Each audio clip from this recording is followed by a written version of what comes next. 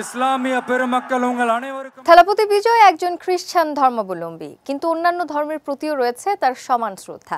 তিনি প্রতি রমজানে ইফতার পার্টির আয়োজন করেন, মুসলমানদের সঙ্গে বসে করেন ইফতার। এবার আরও বড় পরিসরে ইফতার পার্টির আয়োজন করেছিলেন বিজয়। সেখানে ইফতারের পাশাপাশি মোনাজাত ও নামাজ আদায় করতে দেখা গেছে তাকে।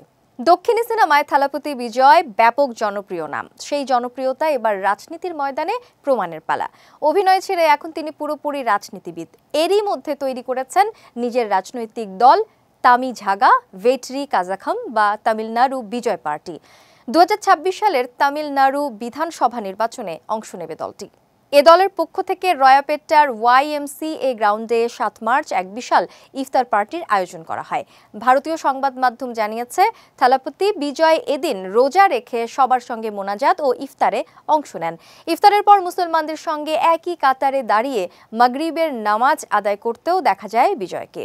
জানা গেছে, এদিন বিজয়ের সঙ্গে প্রায় 3000 লোক অংশ নেয় ইফতারে। এছাড়া এসেছিলেন চেন্নাইয়ের বিভিন্ন শহরের 15টি মসজিদের ইমামরা।